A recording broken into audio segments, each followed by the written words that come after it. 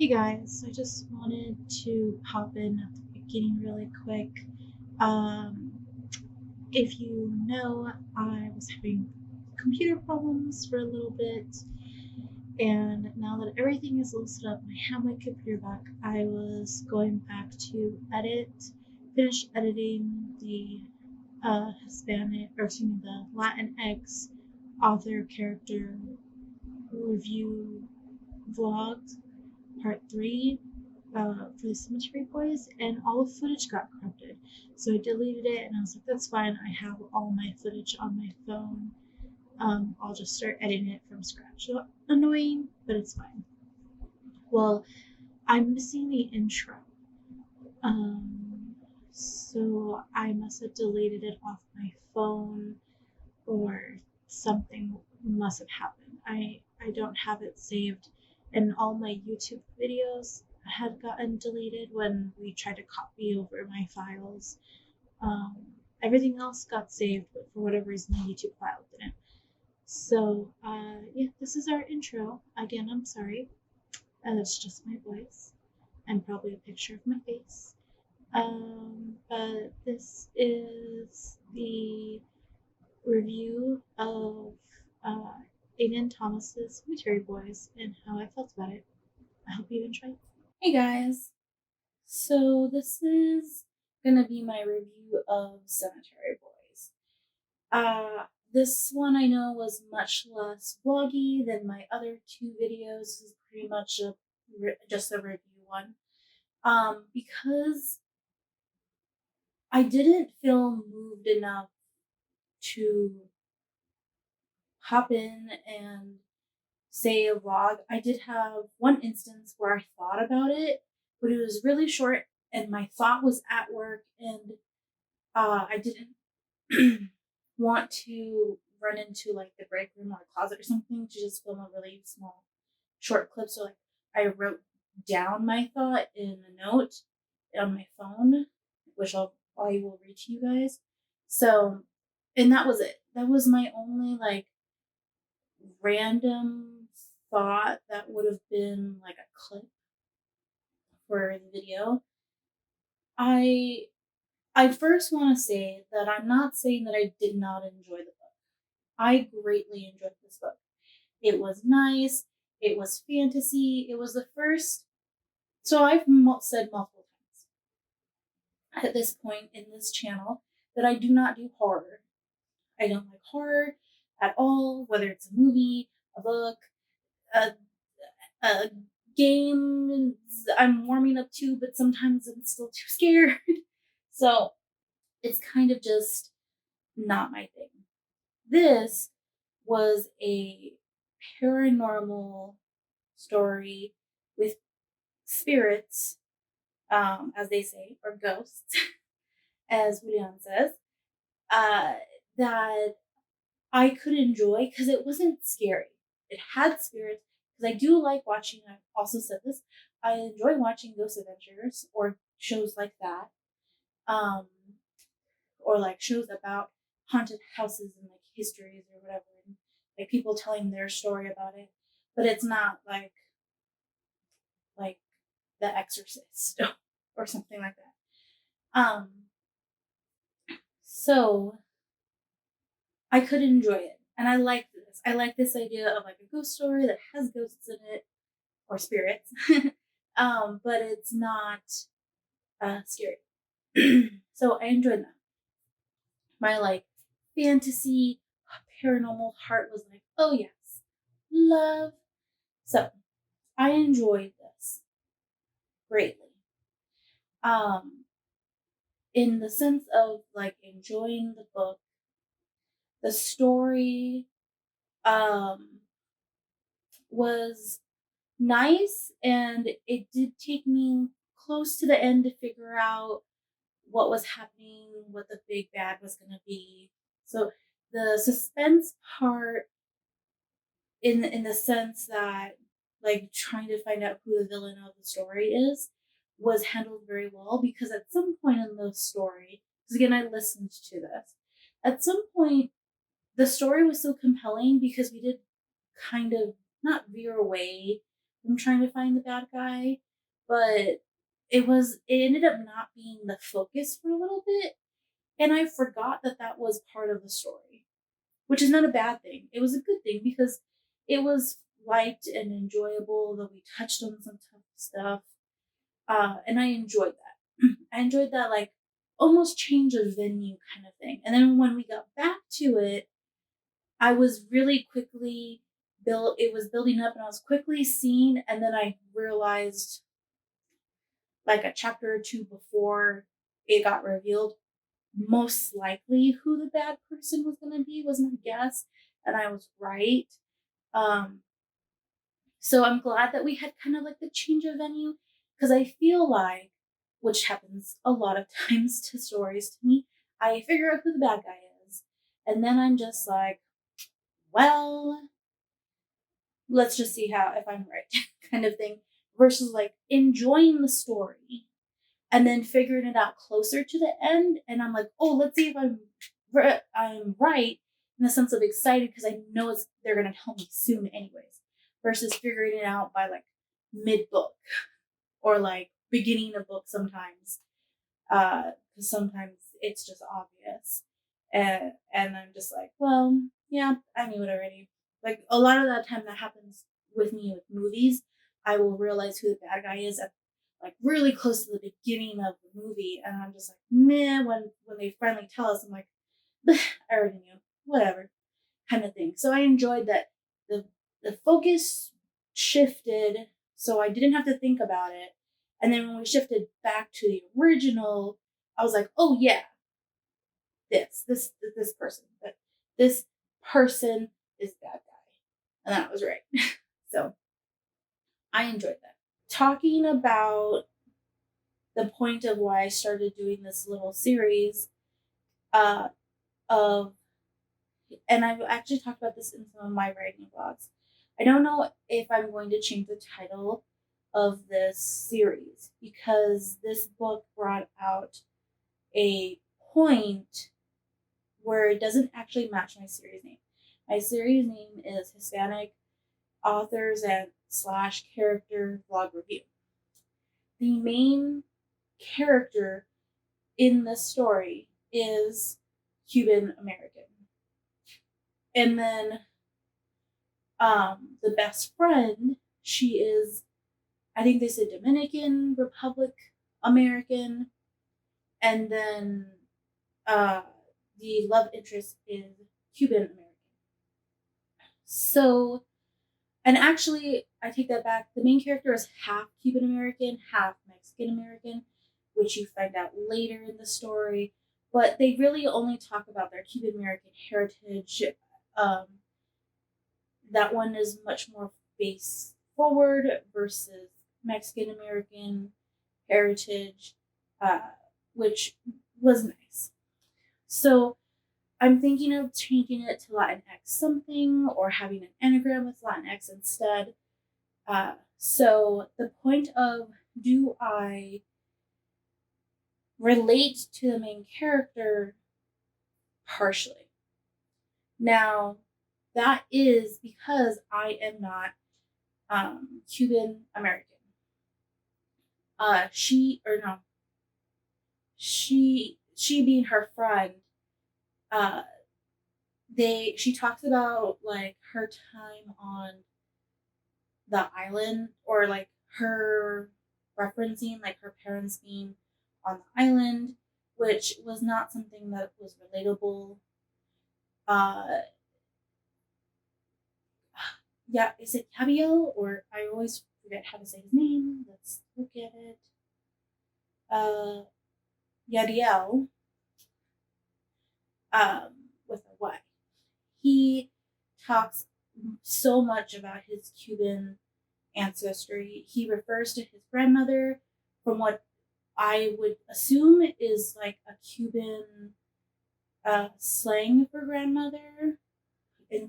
Instead of calling her abuela, um, they call her Lita, which I'm assuming, I could have looked it up and found the answer, but I was like, meh, is like a nickname for grandmother in Cuba, We're here, we a lot of times refer to grandmothers as Nana, which is kind of funny. Offshoot of that, my husband, who is white, his family comes from Italy a very long time ago. Um, he refers to his grandmother as Nana. So, like Nana Goat is how he said that's how they see it, which I thought was interesting because they spelled like how we refer to as Nana, just like the tone, the sounds are different. But either way, so I understood that, but like that's not relation to me. Um, if anything, I related slightly. My feelings changed a little bit because you find out later his reasoning, but um, but Julian says in the book he mentions choosing not to speak Spanish. So it's a little bit different for me because I don't choose to not speak Spanish. Uh, Spanish was spoken in my house, but my parents, predominantly my father, like I've said before, wanted us to know English. And then learning Spanish has been a journey that I have sidestepped and only occasionally get back on the trail and then go off on an excursion and not forget about it, but don't make it a priority. I am not a fluent speaker of Spanish. I don't even know I don't know enough to hold a conversation. I understand enough to somewhat understand what you are telling me, plus trying to put together context clues, but I couldn't respond to you and have a conversation in Spanish. Um, So I can read a little bit more than what I understand when someone says, but I definitely can't write. I guess the point is I can input better than I can output Spanish. So that when he first said that, I related to. I was like, yes, because he mentioned that later when you find out his rationale, the first part of it I related to, and then the second part I obviously could not. Where he talks about where like all his friends speak English. He lives in America. It makes sense for him to speak English. That's the language of this country, and that's kind of been my rationale for most of my life. I am Mexican American. I'm not Mexican. I don't live in Mexico. I have never lived in Mexico and only visited Mexico, um, or Mexico as my mother would prefer me to refer to it as, uh, only like a handful of times, or maybe even less than a handful of times. I think I've only been there, yeah, like less. I think I've only gone across the border like the most four times in my whole life, from like childhood to now adulthood. Uh, and I don't have a personal relationship with the country. The culture, I do have a personal relationship. The traditions that my family keeps, from like my extended family to my like micro family, I have relationship with that. But I don't have a relationship with the country in relation to living there, to visiting there. My memories are very vague about going over there because I was very young when we went. But that's just kind of how I felt. So when he continued his rationalization, that's where my relating to him kind of died off because I did not relate to that second half of that conversation, which I'm not going to mention because that's kind of spoilery for like his character development thing. Um, and even like relationship development. So I did not, on a heritage relation or even racial relation, I did not relate to it in that sense. Now, some of the cultural things I sort of related to. So you find out oops, it's in the synopsis about um him performing a ritual. This is how he meets Julian, who is the spirit.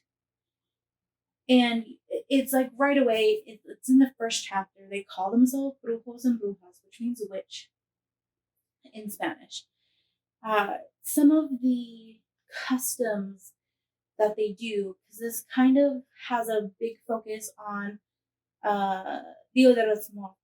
That's like their main holiday for his community of uh, brujex, is what they call them. I'm pretty sure if I had the physical book, it would probably be like brujo, but instead of an O, it was an X at the end. Which was kind of weird to hear, but I understood what they meant right away. So, um, uh, what they were doing for the Dia de los Muertos is very similar, different, and like some of it's like way different, which is the point of the story. But similar to what I've been told, what other people in the community do, what I've sort of done, what I want to actually try and implement in the future. Dia de los Muertos is a multi-day event that happens at the end of October into December. If you are Catholic, it ties into Catholicism because Catholicism likes to tie into everything. But just taking out that side, pure Mexican or I guess Hispanic heritage. Well, not Hispanic, because that's just Mexican. Latinx heritage in general. It is about honoring the spirits of your ancestors and ancestry. This also ties into, again, I I'm doing this will be a slight spoiler for me. I'm doing research on death gods and goddesses story again, and I just recently read a short clip about the they refer to her as Lady Death, and I don't have how to say her name correctly, but it's Muhalixa Dixie, something like that, which is the female death goddess and the queen of the underworld. She is what modern day now represents as Lady Death that they mentioned in the book. She is the keeper of the holiday of Dia de los Muertos, any kind of celebration you do for the dead and the passing. And um, my family and I have always had a mental awareness of Dia de los Muertos, acknowledgement of it, but we didn't center on it too much, honestly. Like when I was growing up, we were very much, again, Americanized, where like it was just Halloween. And then, per our religion, as growing up as Roman Catholic, All Saints Days, All Souls Day kind of mentality as well. I had a cousin who has started in her own way practice Dia de los Muertos because she had a loss of a child in her life. And then I have a feeling because we have lost a couple people because of pandemic essence, that Dia de los Muertos is going to become a little bit more common in our family for the sense of thinking about the culture. Dia de los Muertos has also become popular lately also because of Coco, which had a very uh, respectful representation of the holiday for what they were referencing. And I appreciate that. It has been in my mind as I have been researching death gods for a while. Uh, so uh, I recently, this past Dia de los Muertos, did a short YouTube story reading a poem to honor my grandparents that passed a few years ago now, but to honor them nonetheless. So I understood that, like the crystal skull making, the marigolds, the food, all of that is stuff that you do now for the Los Muertos. Here within the local, actually not here, but in the main city, we do have a celebration for Dia de los Muertos. We didn't do it this year, obviously, but there's usually a bigger celebration where there's like a parade and parties and stuff, which is slightly modernized, slightly Americanized. Not that Dia de los Muertos, excuse me, Dia de los Muertos is supposed to be a very solemn holiday, but it's not like a huge like what you would think of Cinco de Mayo. if you know, if you're in the West and you are aware of Cinco de Mayo, it's not necessarily like outright party like that. Uh, it's a weird balance of both because you are remembering and paying respect, maybe still going through grieving processes for your ancestors and the recently deceased, but you also have the part where you're celebrating life, celebrating that you are alive, celebrating that they have passed on to the afterlife and they are in a better place. There was like a weird mix in between. And I liked that they kind of talked about that in the book. It did hold a big place in the story. Yeah, it was interesting, and I enjoyed that, and I related to those things, especially with again Julian, which I guess I um related more to him than to Yabiel or Maritza, who was the friend, which now I remember her name. I should have remembered it's my mother's name, but um because he was learning about this community. He was our viewpoint. He was the audience's viewpoint. Even though he wasn't the like main character, Gabriel was. Now, where I also fell down on, not that the book fell down on, I fell down on because I could not relate to it, is Gabriel's journey. Gabriel is a trans, I never know if I actually say this correctly, trans man. So, okay, Gabriel is becoming male. Does that make sense? I hope I did that justice. It's so hard for me to like, I always want to flip it, but it's not. I don't know. I apologize if I said it wrong and offended somebody who loved this book because again, I really enjoyed the book. I obviously could not relate to him in that sense because I never went through that journey. I was not part of that journey. I don't know what it feels like to, wear a binder for the reason that he wears his binder. Um, I could relate to like the idea of feeling uncomfortable in your skin as I've gone through very many um, body journey issues with myself. I can also relate to being like an outsider of the community not speaking Spanish, living so close to Mexico, and having I can have the indication, like I say Mexico or Nana, or other words that I've randomly said in vlogs and videos where I pronounce it correctly. People automatically assume that I can then speak Spanish, or my skin tone will make someone presume right away that I am Mexican, that I speak Spanish. People will forget, and you will be having a conversation in English, and then all of a sudden they flip to Spanish, whether it's because they don't want someone to hear what they're saying, or they just forget.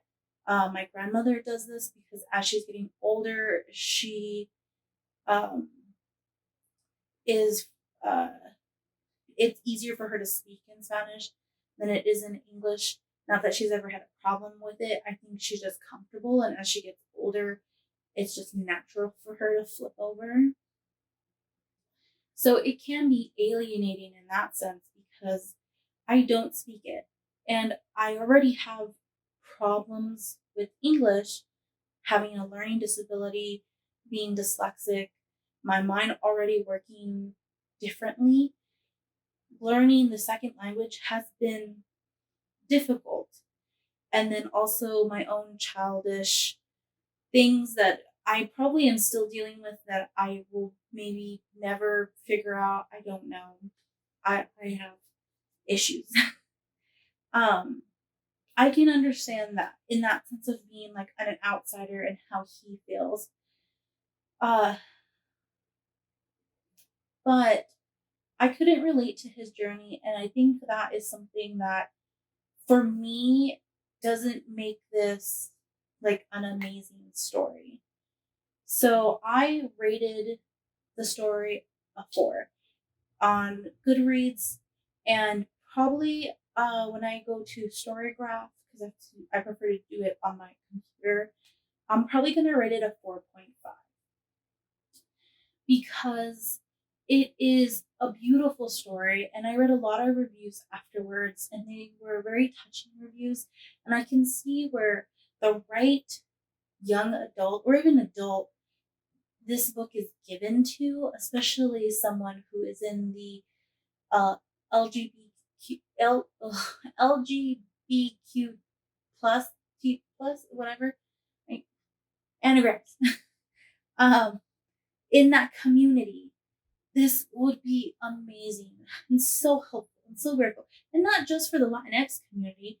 There's a lot of very patriarchal communities that look down on the transition point or transition journey.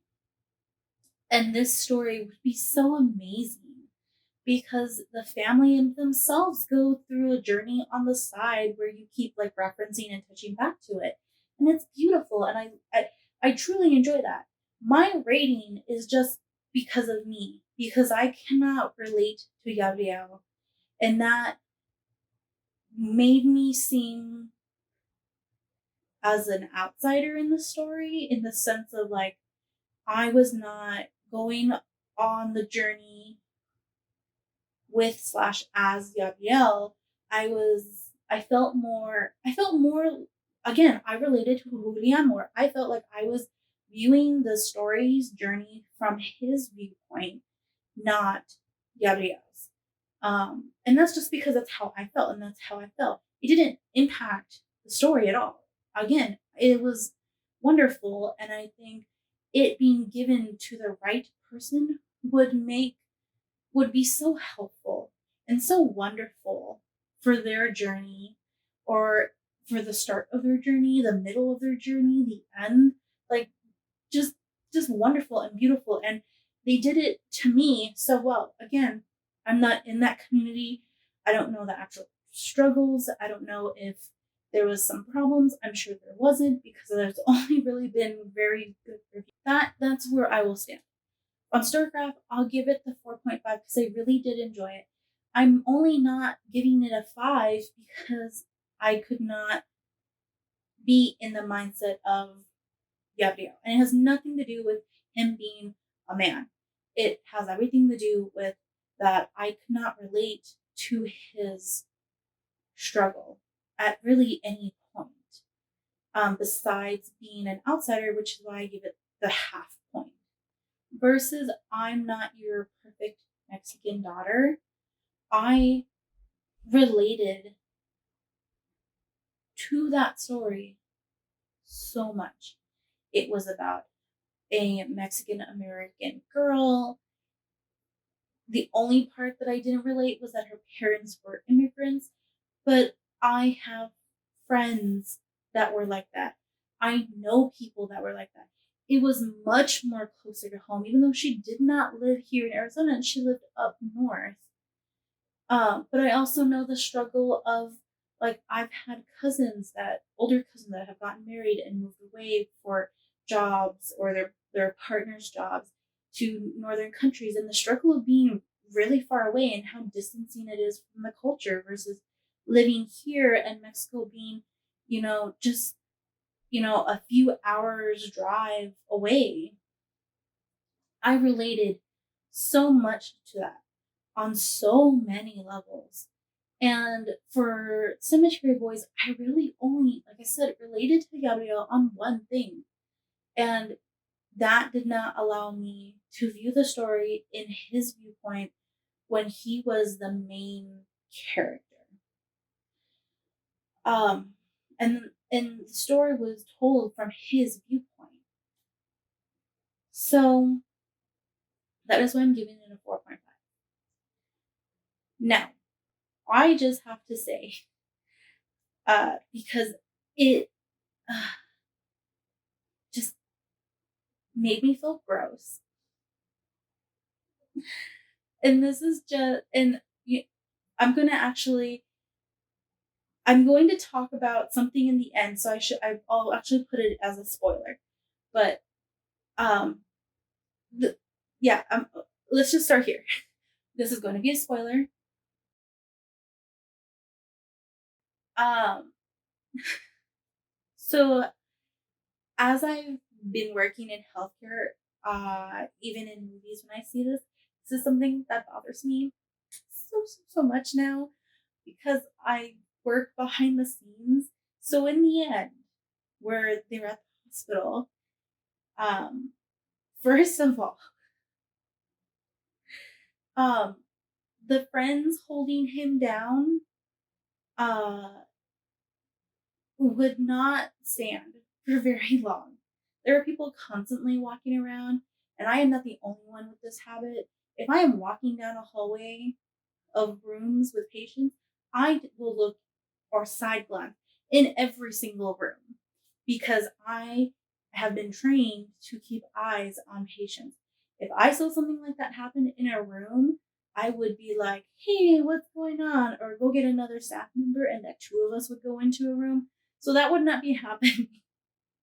So this is the start. This is just going to be a medical rant from a medical viewpoint. I know it gives the story drama, but I just can't. Also, part two, he would not be able to just disconnect himself from everything and run out the room and run down the hallway and run into another room and then start kissing Gabriel. No, Julian would not. Maybe he would get to Gabriel's room, but then he would be escorted out of the room and back into his room and hooked up to all his stuff, like, very quickly, and had a talking to by his nurse or the church nurse or something. Like, no. And that's not because of just COVID. Like, this is a regular, like, even pre-COVID. You do not do that. I have had older patients who have, they are confused and they walk out of the room and they walk into another room. They are escorted right away out of the room, and we have to explain it to them, or we have to put an alarm system on them or something. If you have a family member in the hospital, and you want to go see them or whatever, there usually has to be a special arrangement that happens. You know, things have to be figured out so that that can happen. And that doesn't always happen. Sometimes the answer is no for whatever reason. Maybe they are on isolation for something, or you are like immunocompromised, so it's not smart for you to leave your room, you know, things like that. So that would not happen at all. And my biggest thing, I was just so grossed out on, was them kissing and falling to the floor and just sitting there making out. And it wasn't the make out, it was the fact that they were on the floor. Oh my gosh. I was taught in school not to throw sheets on the floor, like when you're changing a patient, because they're dirty. And I tried that for a very, very, very long time. But honestly, sometimes there is literally no other way to avoid it. Whether it's you don't have a bag of linen, which happens sometimes because someone takes out the linen, doesn't put a new bag in. So you have to put it on the floor to go get a bag and then put it in the bag. Or something's happening with the patient and you quickly need to get them back up and seated and do whatever. So you're just pulling and tossing on the floor, and that's the last thing on your mind. Or personally, I work at an older hospital, and not all of our rooms have a movable laundry bag. And in some of them, they're like in the corner, like across the room. It's not convenient. So where is it going to go first? It's going to first go on the floor for you to then pick up later and throw away. Now, yes, we have housekeeping. Yes, the floor is clean. But think about it. Like, for most often, this happens a lot of times. And then us as staff, we are walking in and out of rooms, isolation rooms, all these things. There is stuff on our shoes. No matter how often we clean our shoes, there are things on there. And we are walking around the hospital everywhere, everywhere. I'm sorry. Floors are not clean enough. They need to be like cleaned, like molten lava cleaned, sterilized, for it to be comfortable for me to sit on the floor in the hospital. Anywhere in the hospital, except maybe surgery, because that shit is super sterile. But you're not going to sit in a surgery like room. That's not what happens. That's why it's sterile. So yeah, I couldn't even 100% enjoy the kiss moment of like, oh, so cute, yeah. No, because I was just cringing because they were on the floor. Their naked booties sitting there on the floor, and I'm just like, ew, ew, ew, no, God, can I please finish the scene? It's just, can we move on? Can someone give him a chair, a blanket to sit on even? Can we just not? Can a nurse show up and like separate them? I was just like, no, please, no, it's so gross.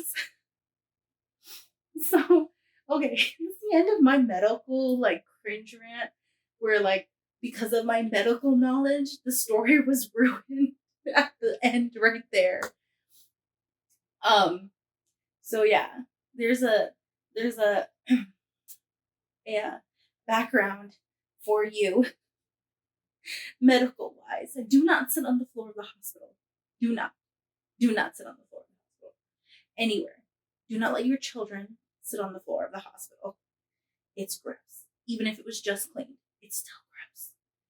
Don't do it. Don't do it. Because I'm already in Spoilerville.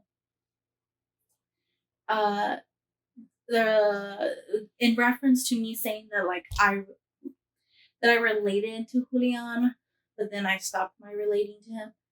When he talked about that, the fact that he chooses not to speak Spanish because Spanish is something intimate to him, that's when I stopped relating, because I was like, oh, it's not just because you're here, it's because it's something special. And that's where I stopped like relating, because again, I just don't speak Spanish. Like, that's not a language that I would say I speak. I will also say that in relating and in relation, I enjoyed the contrast of how Gabriel's uncle was also an outcast and turned bad because he was an outcast for a very long time, and it was like the progression of what time will do to you. And then um Gabriel being starting and being accepted by like a friend, and then the family sort of accepting him, and then like his journey and not wanting to give up and stuff like that, where he was able to keep his ideals and that they won, was great. It was nice. I do like when things like that happen. Comparison to like old and new, and then time, not just old and new time, but like this is festering and this hasn't had the time to. So I enjoyed that as well. And I also have to say, they kept mentioning the dagger claw things so much, even when we were taking like the detour, where I knew that that was going to be something important. Like the bad guy was going to have it. But because we were in detour mode, I didn't put it like two and two together and realize that um that it was the uncle. So I at first had a thought that maybe Miguel was still alive and that's why they couldn't find his body or anything. And I thought, well, maybe that's why, but obviously no. That that was like my first thought, and then I was like, oh, it's going to be the uncle. So then I was right. So yeah, those are like my spoilery kind of things to talk about. All right, end of spoilers. Okay, so if you're back and you skip to this, um, so my like wrap up feelings about the story. It was wonderful. I enjoyed it. I would probably feel fine with reading it again, which is why it's a 4. Threes are kind of like, yeah, I could read it again. I might not read it again. Kind of situation for me. Uh, so, uh, again, I'll put up another graph of like the cemetery boys here. You know, try not to cover my chicky, but um, I enjoyed it. I recommend it. If you are someone who is going through transition and you are part of a minority cultured life, I think this you will get something from this story. I totally recommend it. You do not have to be part of the Latinx community and going through transition to get something out of this book. If you are Arab American, or if you are Asian American, something like that, and going through transition, I think you can find something in this book, and I greatly recommend it. In the end, did I relate to the story? Not really. I did not. I would not give this points as relating to me as a Latinx Hispanic woman person. Uh, so that's where I end the review on that. And my feelings, my spoilery cringe stuff, and yeah. So 4 to 4.5 on Storygraph. In my I mentioned this before. My true reviews will be on Storygraph, and that's what well, that's what I have linked down below. My ranking of this on Goodreads is just on my personal account. Um, so go to my Storygraph if you want to see anything else like added or written on there. I also just recommend Storygraph in general. It's amazing. Now, if you want to buy this book and read it based off of my recommendation and my review, I will also have a link down below to Bookshop. I blinked out for a minute there. Disclaimer for that. That link is an affiliate link. I am an affiliate of Bookshop. They are a website that works with independent bookstores with indie bookstores. Part of their profit goes to indie bookstores to help keep them running.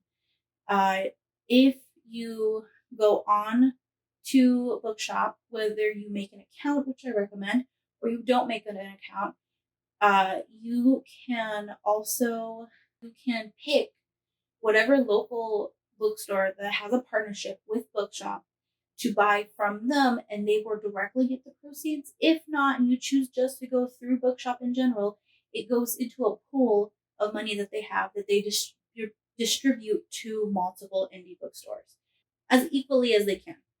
Words. Um, so I recommend getting the books through there versus like Amazon or Barnes and Noble. No, yeah, Barnes and Noble. I was gonna say Borders, but that doesn't exist anymore. Borders was my favorite.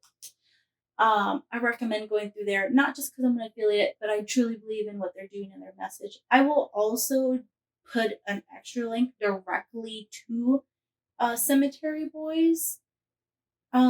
If you want to just click through there, because I believe the link that I do have actually goes to my shop on Bookshop, and there you'll be able to see books that I recommend. This book, I'm showing you my tablet, but Cemetery Boys will be under my shelf for Hispanic reads, and I'm actually going to change it to Latinx reads. My recommendations of Latinx books. So you can also just go to my shop and click it from there. I'm not sure if it'll be updated by the time I publish the video, but either way, you can go through there. And if you go through my shop, click it from there, I believe then it also goes through my affiliate. I think. I don't quote me. I'm still learning a lot of the like super intricacies of Bookshop. I only recently become an affiliate of theirs. So feel free to explore my little shop there on Bookshop. Anything else on Bookshop, they partner. If you want the audiobook as well, they partner with what is it called? Let me get words. Libro FM. Yep, Libro FM, which also totes indie bookstores. They work through them. So if you buy an ebook, or not an ebook, an audiobook through Bookshop, it will go through Libro. And then they also work with another company that I don't have on my tablet because it works a little bit differently. Or no, I do have on my tablet, never mind. Through my must reads for ebook versions of the book. So they partner with different companies to allow you to buy audio and ebooks that are available for that book when they can and if they can. And again, part of proceeds go to independent bookstores, which is why I recommend them because we gotta support our indie bookstores. And you can buy hardcover, paperback. They even have mass market books on some books there.